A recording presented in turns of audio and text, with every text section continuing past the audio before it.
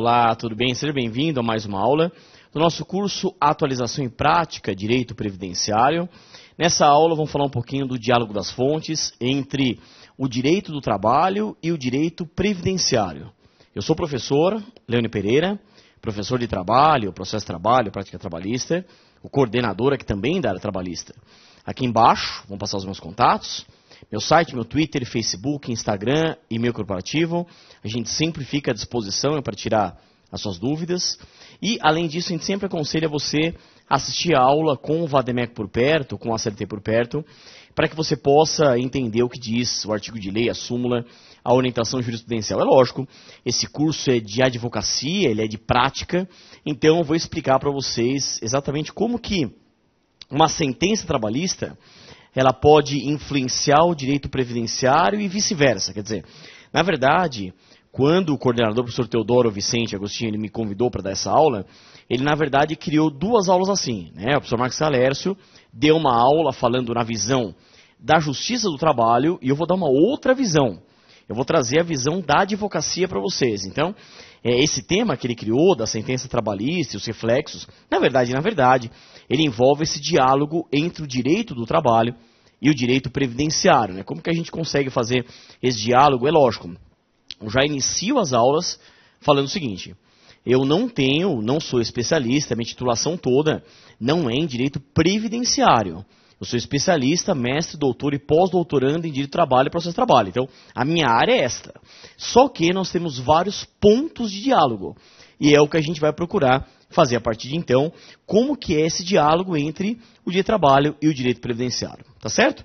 Montei aqui a aula, espero que eu possa trazer uma boa visão para vocês, mas com certeza teremos aí um grande estudo em relação ao tema, tá certo? Então vamos lá. Então, envolvendo esse tema aí, vamos falar do nosso tópico 1,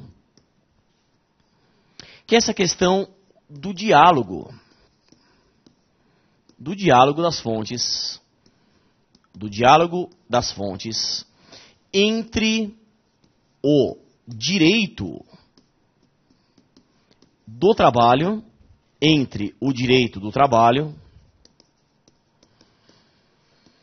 e o direito previdenciário. É lógico que a sentença trabalhista e tudo mais trabalha esse assunto aqui. E é lógico eu passar tudo isso na visão, né? A ideia é eu passar para vocês na visão da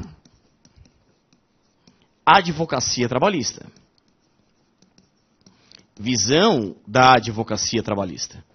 É o que eu quero fazer aqui. Muito bem. Qual a importância, né? Por que hoje a gente estuda muito isto? Qual a importância de uma aula assim?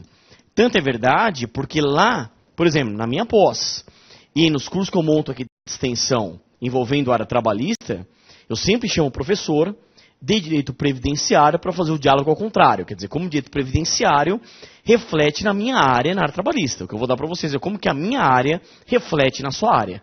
É esse diálogo. Qual a importância? Isso foi trazido aqui pela professora, pela jurista Cláudia Lima Marques. Pela jurista Cláudia Lima Marques. E a jurista Cláudia Lima Marques, ela trouxe isso de estudos que ela fez com o jurista alemão chamado Eric Jaime.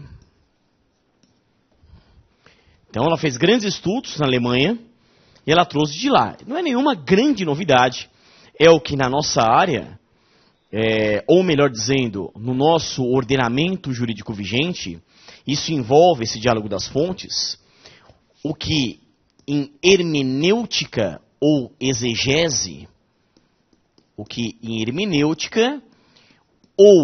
exegese, a gente chama de interpretação sistemático-teleológica. Interpretação sistemático-teleológica. É lógico, e hoje, isto, na verdade, não é só uma tendência no Brasil, mas uma tendência mundial, fazer o estudo assim. Isso traduz no que a gente chama de uma visão pós-positivista e até mesmo uma visão o que a gente chama de neoconstitucionalismo. Embora, veja, eu estou trazendo a visão de como a área trabalhista vem chamando isso, né? A gente procurar interpretar tudo isso à luz da Constituição. Então a gente aprender a fazer uma leitura dialogando os ramos do direito, no nosso caso aqui de trabalho previdenciário, mas dialogando tudo isso com o direito constitucional. Tanto é verdade que nessa linha a gente separa os artigos 1º ao 15 do Código de Processo Civil de 2015, e lá nós temos como se fosse uma teoria geral do novo processo. Uma teoria geral do novo processo. Quer dizer, essa teoria geral do novo processo, ela diz respeito a essa visão que eu estou passando para vocês dessa leitura que a gente tem que fazer à luz da Constituição. E eu, como advogado, falo para você que também busca isto visando a prática. Hoje, cada vez mais, nas minhas peças, no escritório, a gente constrói as teses à luz da Constituição, à luz de mandamentos constitucionais, direitos fundamentais e por aí vai. Tá certo? Feita essa introdução, tópico 2, que eu separei aqui na aula para vocês, é o tópico dos princípios correlatos. Princípios correlatos. Princípios correlatos. O que você tem que saber da área trabalhista que vai fazer diferença na sua militância prática previdenciária? O que naturalmente também vai desaguar na área trabalhista. Veja, a gente aborda aqui estudos do saudoso jurista uruguaio Américo Plá Rodrigues. Américo Plá Rodrigues. Américo Plá Rodrigues. Esse foi um grande jurista que influenciou a própria construção da CLT e a construção da área trabalhista. E a nossa CLT, que é o Decreto-Lei 5452 de 43, que foi alinhavada aqui no Brasil, na época do Getúlio Vargas, Estado Novo, nenhum código foi uma reunião de leis, e os trabalhos foram capitaneados pelo saudoso jurista Arnaldo Sequinde. Então, não dá para estudar área trabalhista, máxime no que concerne aos princípios, sem passar pelo professor Américo Plá Rodrigues. E nessa linha, qual é o nosso grande princípio, né? Hoje, qual que a gente chama de princípio mãe ou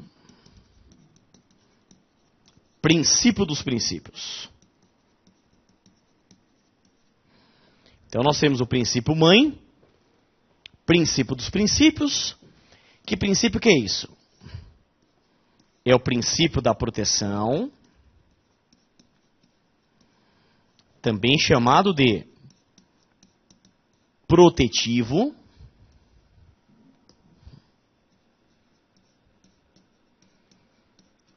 tutelar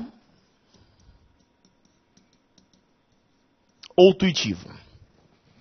Princípio da proteção, também chamado de protetivo, tutelar ou tuitivo. Esse é o nosso princípio mãe. A ideia é muito simples para a gente, você deve conhecer essa ideia. Como no mundo dos fatos, o trabalhador é o hipossuficiente, ou seja, a parte mais fraca, e há uma patente desigualdade no mundo dos fatos, lembrando em filosofia do direito. Como resolver uma desigualdade? criando uma outra desigualdade. Então, portanto, qual o escopo do direito do trabalho? É assegurar uma superioridade jurídica ao trabalhador hipossuficiente. Então, eu asseguro uma superioridade jurídica a ele para tentar compensar aquela veemente desigualdade no mundo dos fatos. Então, a ideia básica é essa. Então, eu protejo esse trabalhador hipossuficiente. Só que o princípio da proteção, ele é estudado em 3 âmbitos. E é importante que você conheça. Provavelmente já deve ter lido alguma coisa sobre isso, mas é uma base da área trabalhista. Nós temos um princípio, que é o princípio indúbio pro operário, também chamado de indúbio pro mísero. Então nós temos o princípio indúbio pro operário ou indúbio pro mísero. Que mais? O princípio da norma mais favorável.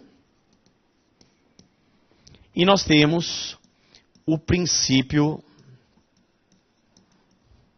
da condição mais benéfica, também chamada de condição mais vantajosa. Tanto faz.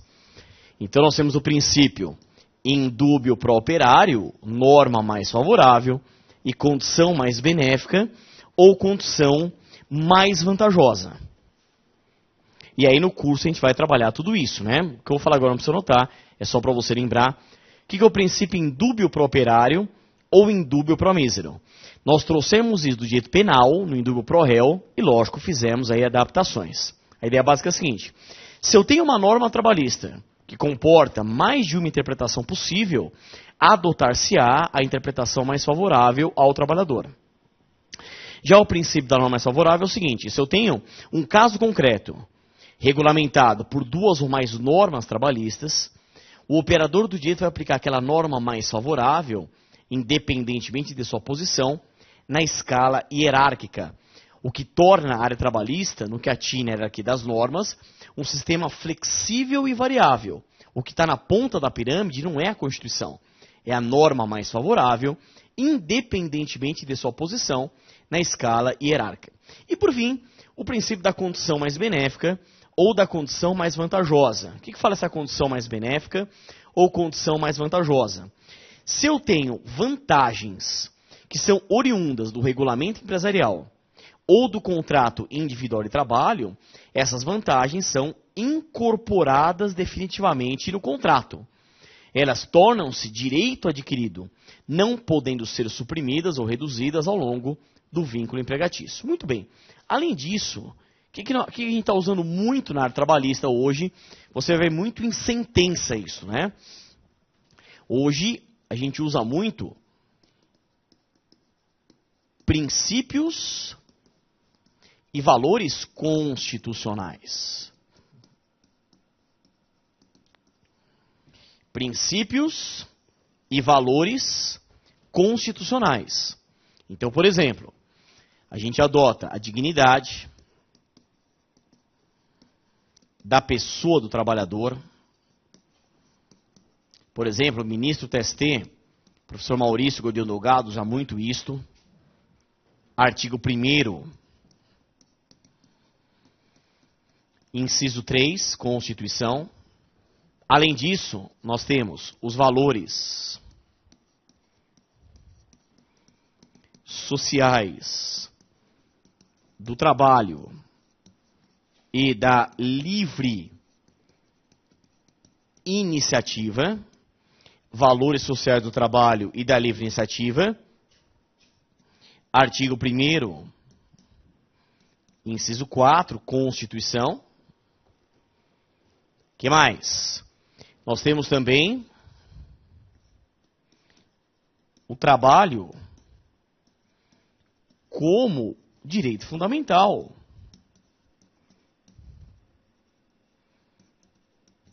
E primado da ordem econômica e social. E primado da ordem econômica e social.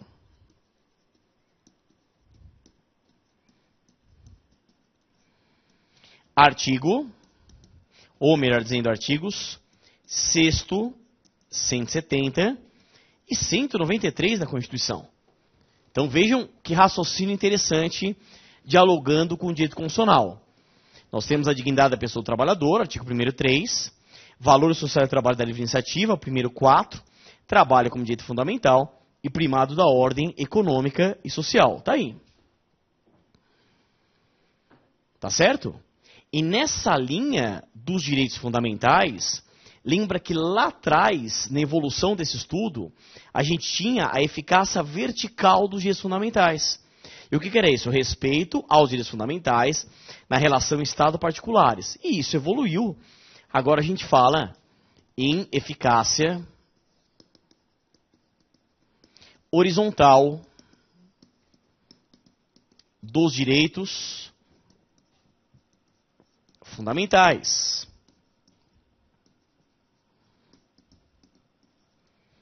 Eficácia horizontal, que é o respeito aos direitos fundamentais na relação entre particulares, em suas dimensões objetiva e subjetiva, bem como com efeitos irradiantes.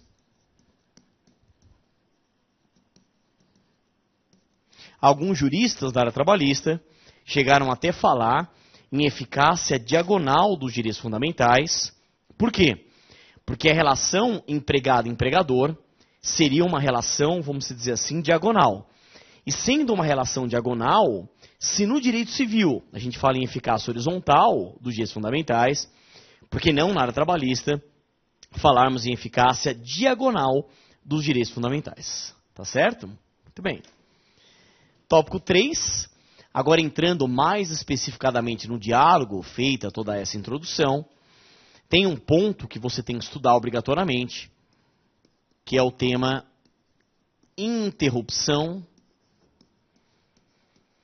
e suspensão do contrato individual de trabalho.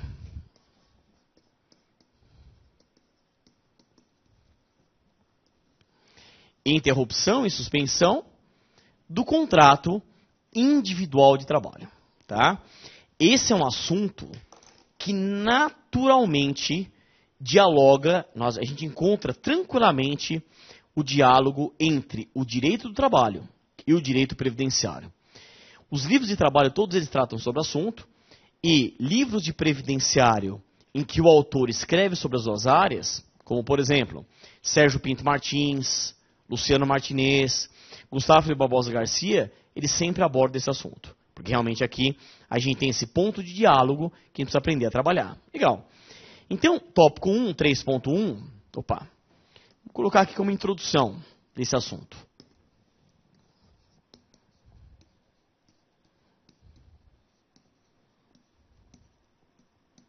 Introdução.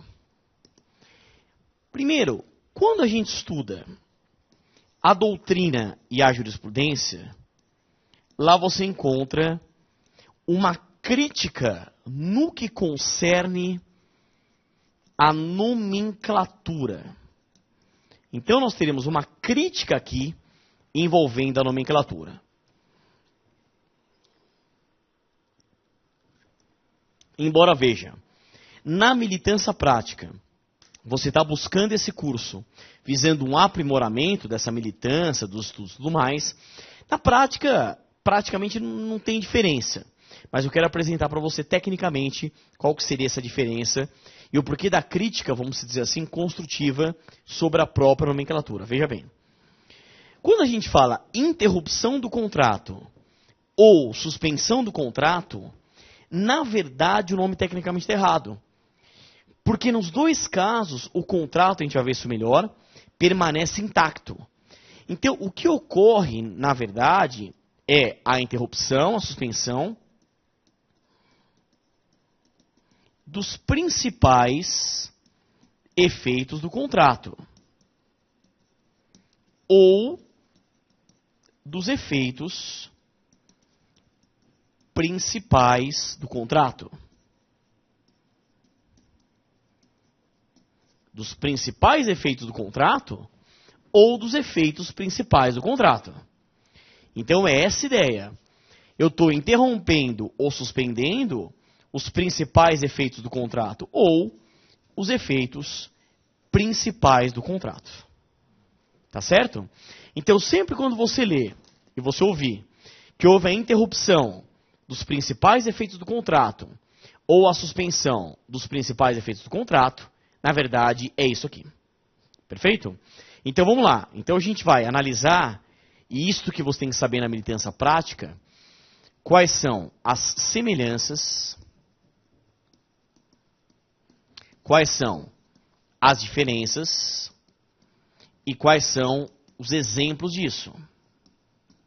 Semelhanças, diferenças e exemplos. E é lógico que a sentença, ela influencia tudo isso, né? A gente verifica muito isso na prática e também no bojo de sentenças. Então, 3.2. Vou colocar aqui, ó. Quais seriam as características da interrupção do contrato?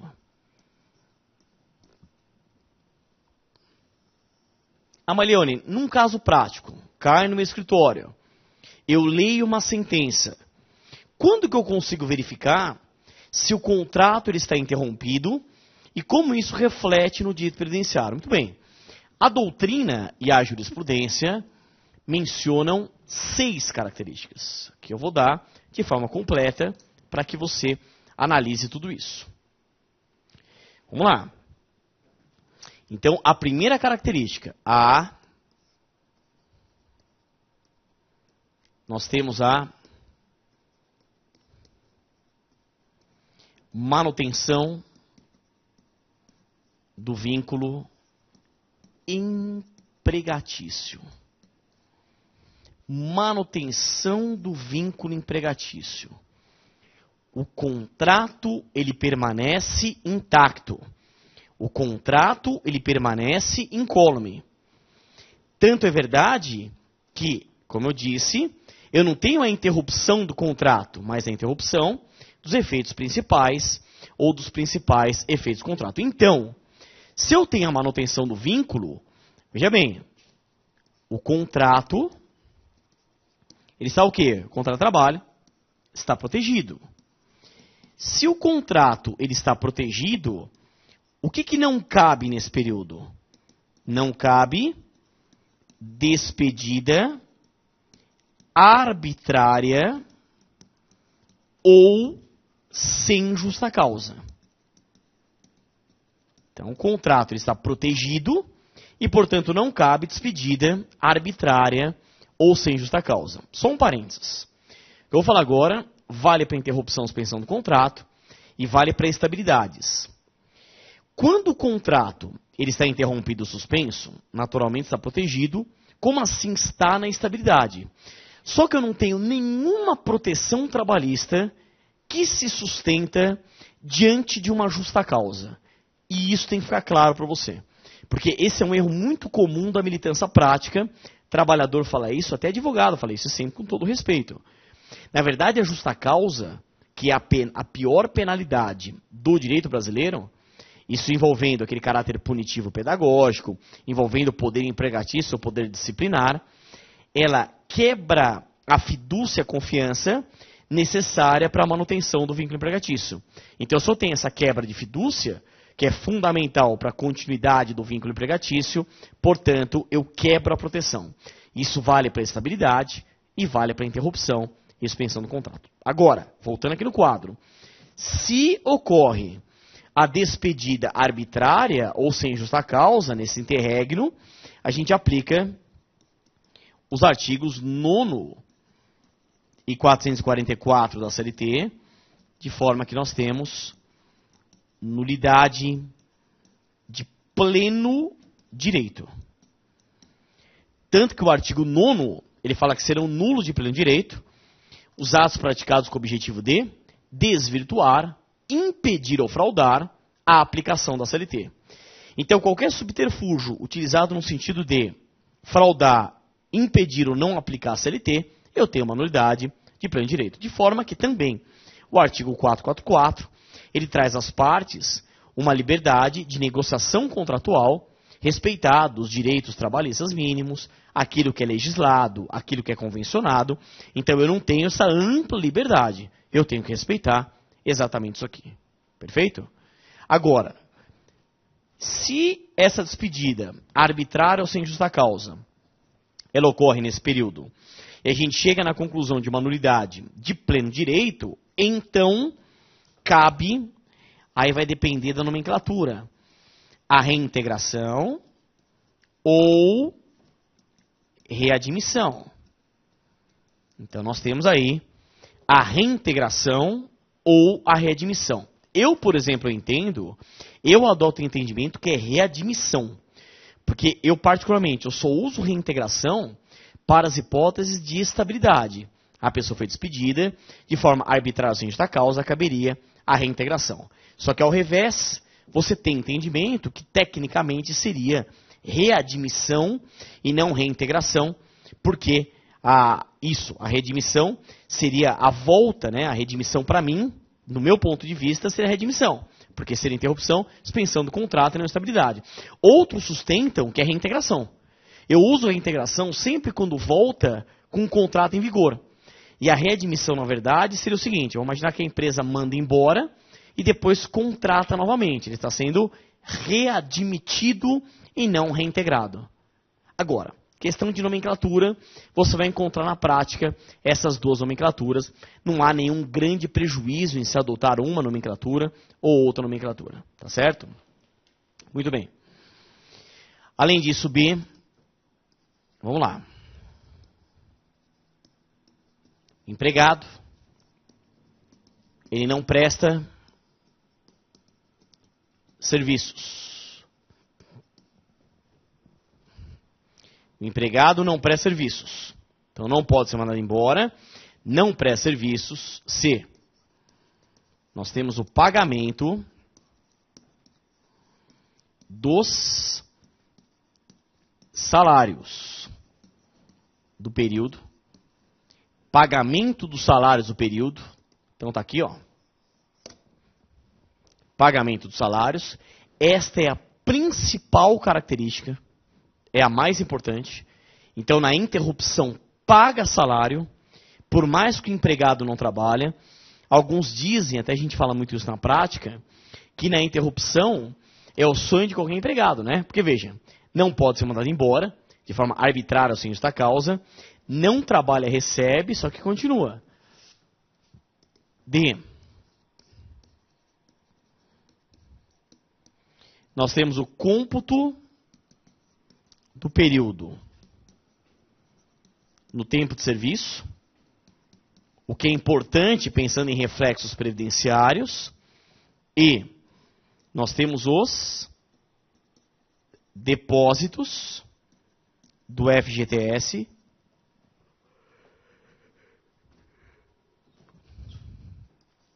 e F, teríamos aí uma assustação restrita e unilateral dos principais efeitos do contrato.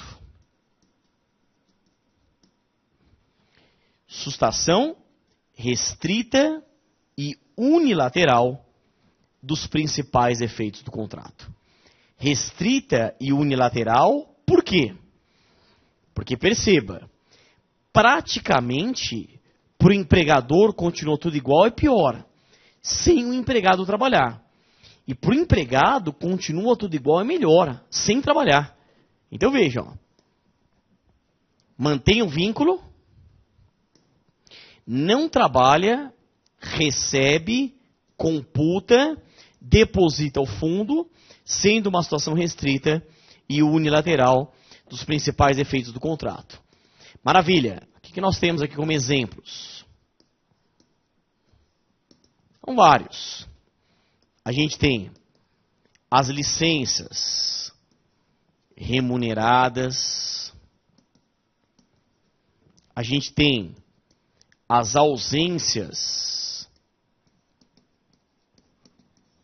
justificadas ou abonadas. E aqui a gente tem todo o problema da prática dos atestados médicos. E tem um artigo na CLT, que eu recomendo a leitura, que é o artigo 473 da CLT. Ele traz diversas hipóteses lá em que a gente tem essa ausência justificada ou abonada. Então você tem a licença nojo, a licença gala, doação voluntária de sangue devidamente comprovada, comparecimento em juízo, alistamento eleitoral, alistamento militar e por aí vai. São várias hipóteses que nós encontramos lá.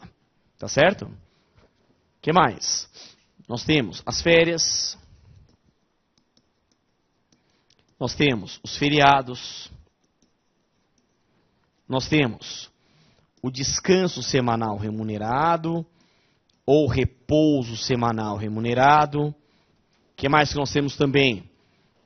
Nós temos aí o aborto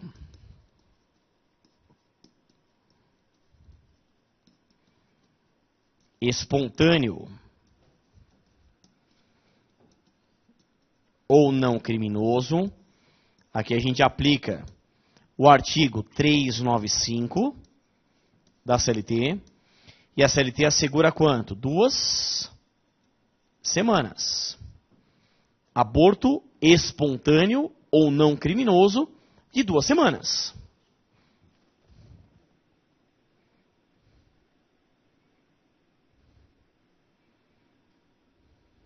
Tá certo?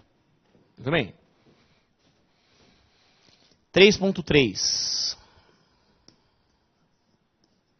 Quais seriam as características da suspensão? Características da suspensão. Pelas características da suspensão, também a doutrina e a jurisprudência mencionam quantas? 6. E a gente vai fazer o estudo comparado. E daqui que a gente consegue concluir pelas semelhanças e diferenças. Olha que curioso. As 2 primeiras características são semelhantes. Veja bem. Primeira característica, A. O que nós temos? Nós temos a manutenção do vínculo empregatício. Aquele mesmo raciocínio. Se mandou embora, é uma despedida nula de pleno direito. Se for arbitrária ou sem justa causa, te aplica os artigos 9º e 444 da CLT. Cabe, aí vai depender aquela reintegração, readmissão, aquela discussão que eu trouxe para vocês. Tá certo? Muito bem. B. O que mais? O empregado, ele não presta serviços. O empregado não presta serviços. Mantém o vínculo, não trabalha. Só que agora, diferença, né? Não há o pagamento dos salários do período. Não há o pagamento dos salários do período. Então, tudo bem, não trabalha, só que também não recebe. E esta é a principal característica. Não recebe. D. Cuidado com a anotação. Em regra, não há o cômputo do período. E destaquem, em regra, e, em regra, não há o recolhimento do FGTS, e destaque em regra F.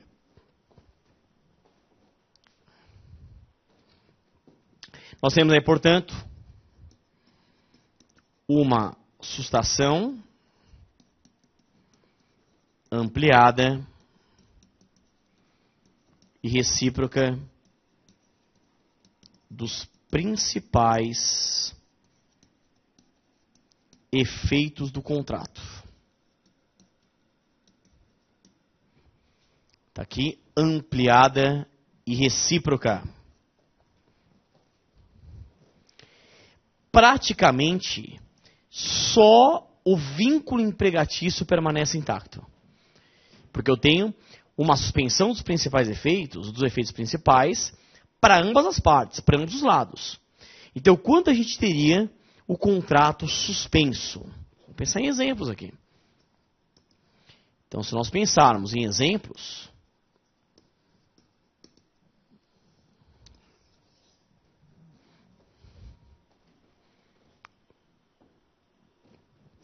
nós temos, olha só, as licenças não remuneradas, as licenças não remuneradas, que mais? As ausências injustificadas. Nas ausências injustificadas, eu tenho o contrato suspenso. Que mais? A gente pode colocar greve. Que é que é isso da greve?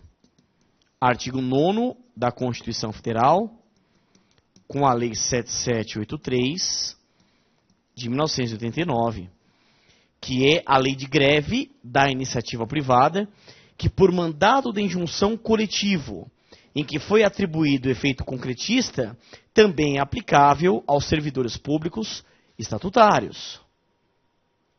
E aí quando você for ler o artigo 7º, o artigo 7º fala com todas as letras que a greve é exemplo do quê?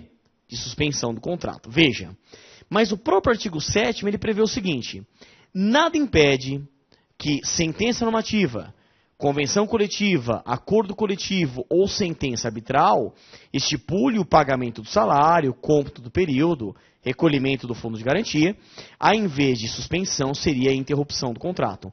Mas pela lei, prima facie, exemplo do que? Suspensão do contrato. Muito bem, além disso, nós temos a própria, e aí vamos destacar aqui, aposentadoria por invalidez. Aposentadoria por invalidez. Um ponto de diálogo interessante. Então aqui a gente lê o artigo 475 da CLT. A gente combina com súmulas 160 e 440 do TST.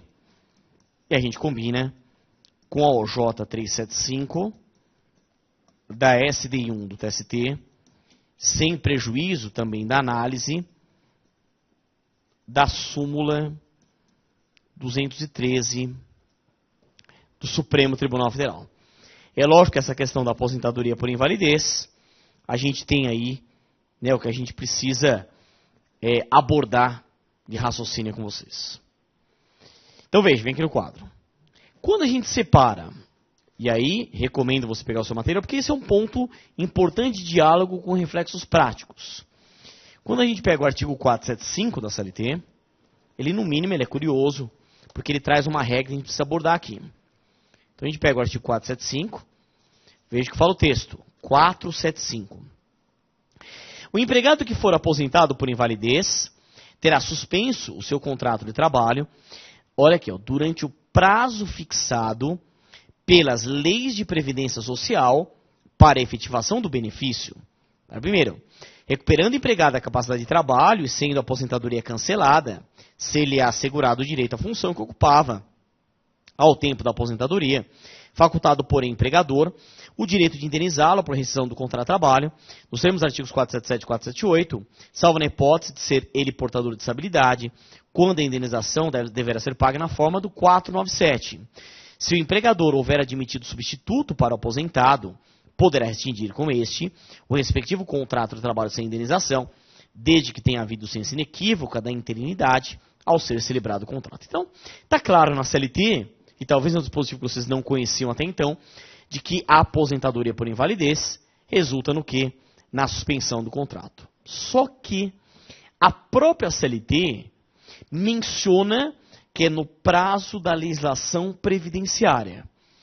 E esta súmula 213, ela corroborava esse entendimento, trazendo o seguinte, não, é verdade mesmo, é pelo prazo de 5 anos, que em tese seria o limite da legislação previdenciária. Aí o que é curioso é que o TST, contrariando a isso, soltou a súmula 160,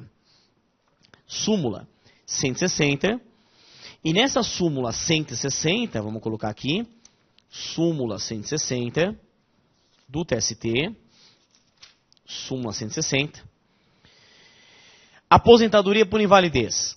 Cancelada a aposentadoria por invalidez, mesmo após 5 anos, o trabalhador terá direito de retornar ao emprego, facultado, porém, ao empregador indenizá-lo na forma da lei, mesmo após 5 anos. Então, veja, e aí, essa questão da sentença trabalhista, reflexo de direito previdenciário, assim, para nós, o contrato de trabalho continua suspenso, mesmo depois de 5 anos. Estou com um caso de escritório em que o contrato está suspenso por mais de 10 anos. E o contrato fica suspenso. Quer dizer, aguardando porventura ele recuperar a capacidade laborativa e ele tem direito de retornar à função que ocupava. Aí cabe ao empregador indenizá-lo na forma da lei. Então é algo que causa muita estranheza quando a gente pensa nesse diálogo entre o direito do trabalho e o direito previdenciário. Quer dizer, é um argumento que eu trago para você. Por que o contrato ele continua suspenso mesmo depois de 5 anos?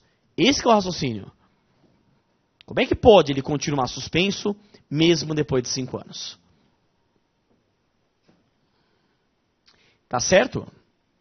Tudo bem? Outro ponto importante, que envolve trabalho e previdenciário no diálogo. A gente sempre discutiu, na área trabalhista, se durante um período que o contrato estiver suspenso, especialmente aposentadoria por invalidez e auxílio-doença assistentário, se não obstante o fato do contrato estar suspenso, se a empresa era obrigada à manutenção do vínculo empregatício e da assistência médica, hospitalar, etc. É uma dúvida que existe. A empresa é obrigada ou não é obrigada? A questão foi pacificada pela súmula 440. Essa súmula 440 do TST, você está acompanhando a aula com o seu material aberto, vejam o que diz o texto, súmula 440. Ela fala assim, auxílio-doença acidentário, aposentadoria por invalidez, suspensão do contrato de trabalho, reconhecimento do direito, à manutenção de plano de saúde ou de assistência médica. Assegura-se o direito à manutenção de plano de saúde ou de assistência médica oferecido pela empresa ou empregado, não obstante o suspenso contrato de trabalho, em virtude de auxílio-doença acidentário ou de aposentadoria por invalidez. Olha, essa é uma regra justa, se você parar para pensar. É um período que o empregado, que naturalmente já é hipossuficiente, ele está fragilizado com isso. Estando fragilizado e preocupado com a recuperação da sua saúde, da sua capacidade física, mental, da sua capacidade laborativa, ele tem da empresa a manutenção da assistência médica e a manutenção do plano de saúde. Faz sentido isso? Faz sentido. Isso envolve aquilo que nós vimos lá no começo da aula, aqueles princípios constitucionais, aquele diálogo com o direito constitucional e com os direitos fundamentais. Lembrando que a empresa tem a sua função social. Existe essa responsabilidade social da empresa, e hoje a gente fala muito da função social do contrato, da função social da empresa, e tudo isso leva à manutenção da assistência médica e do próprio plano de saúde. Perfeito? Muito bem. Agora, tem um detalhe importante, né? que é essa OJ 375 da STN1. A gente acabou de ler uma súmula benéfica ao trabalhador. Só que, se o contrato está suspenso, isto produz alguma influência na continuidade do prazo prescricional ou não? Em outras palavras, se o contrato ele está suspenso, o prazo prescricional também está? O TST entende que não. O TST entende que por mais que o contrato esteja suspenso, o prazo prescricional continua correndo, salvo se houver uma impossibilidade, uma absoluta impossibilidade de acesso ao Poder Judiciário. Veja o que diz o texto. É a OJ 375 da STN1. OJ 375 da STN1. Essa OJ 375 da STN1 fala o seguinte: auxílio-doença, aposentadoria por invalidez, suspensão do contrato de trabalho, prescrição, contagem. A suspensão do contrato de trabalho, em virtude da percepção do auxílio-doença ou da aposentadoria por invalidez, não impede a fluência da prescrição quinquenal, ressalvada a hipótese de absoluta impossibilidade de acesso ao Poder Judiciário. Estou repetindo. A suspensão do contrato de trabalho, em virtude da percepção do auxílio-doença ou da aposentadoria por invalidez, não impede a fluência da prescrição quinquenal, ressalvada a hipótese de absoluta, ressalvada a hipótese de absoluta impossibilidade de acesso ao Poder Judiciário. Então, chama muita atenção isso aqui, porque se o TST ele parte de uma premissa pela qual o contrato de trabalho está suspenso com aposentadoria por invalidez, e ainda assim a empresa é obrigada à manutenção do plano de saúde, a empresa é obrigada à manutenção do auxílio do plano de saúde e assistência médica, então faz sentido o prazo prescricional também ficar suspenso. Mas o TST entende que não. Ele parte de uma súmula protetiva para desaguar no OJ flexibilizante, dizendo que o prazo prescricional continua correndo. Ele que deve correr atrás dos seus direitos, mesmo preocupado em recuperar a sua saúde. O que, a meu ver, da máxima vênia está incorreto. A única forma que se tem de você flexibilizar isto é essa absoluta impossibilidade de acesso ao Poder Judiciário. Veja, não é nem uma impossibilidade, é uma absoluta impossibilidade de acesso ao Poder Judiciário. Quer dizer, você imagina um caso de UTI, um caso que a pessoa não tem realmente mínimas condições de correr atrás dos seus direitos. Tá certo? Então, a gente ainda está estudando aqui interrupção e suspensão do contrato. A gente para a aula aqui e na próxima aula eu continuo nesse assunto e avanço no tema. Aquele pensamento positivo, ânimo firme, bons estudos e até a próxima aula.